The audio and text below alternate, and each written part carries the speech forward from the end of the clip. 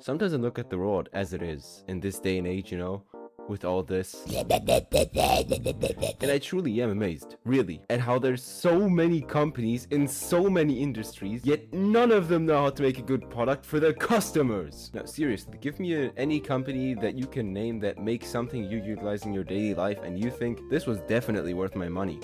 There's barely any. The biggest, well, how should I call it, advantage taker of this are streaming services. It was supposed to be the invention of the century. You have this endless amount of movies for a subscription price of like $10, but I don't think it was even a whole year of Netflix having a monopoly before every company had a streaming service. And looking at it today, they are shittier than ever and not worth your money at all. Like, this is literally the reason why there's been this massive boom in indie animations on YouTube. You know, the ones made by like 5 people that are just so peak that you really gotta wonder why people still pay for Netflix. Okay, moving on. This one I have personal beef with. CapCut. This app is absolutely massive because the editing interface is just really straightforward and a toddler could probably make a Naruto edit with it. And I'm a real CapCut veteran, and slowly watching literally everything on this app become only accessible through the CapCut Pro subscription is just actually depressing. A real how the mighty has fallen type of moment. Because in the beginning, you really felt like with CapCut, everything was perfect. It was completely free, first of all. Then it was available on phones and later adapted to PCs, so I started using it when I was first starting with editing as an 11-year-old. Fast forward a couple of years later,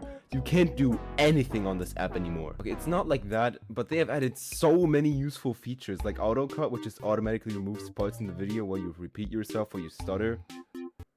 Or where you repeat yourself or you stutter. And they locked all those features behind this fat paywall of like $10 a month. What have you become, CapCut?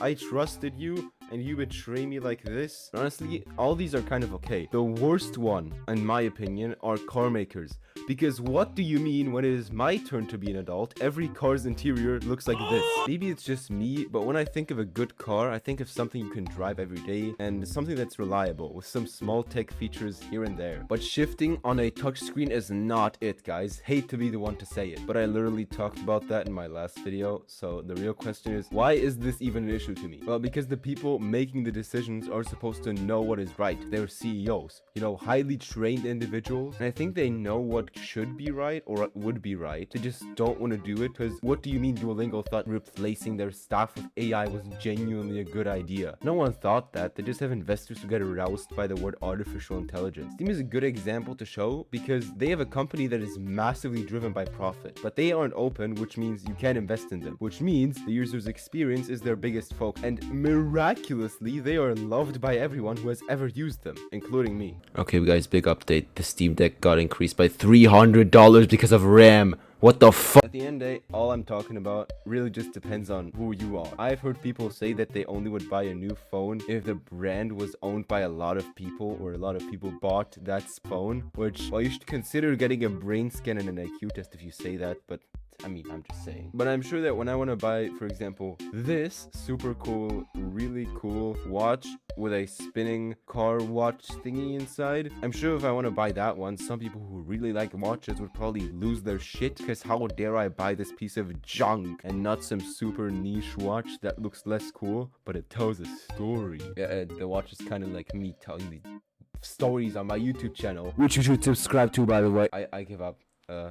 You will never make everyone happy, so just make sure you don't do some ridiculous stuff and you're good, man, I guess.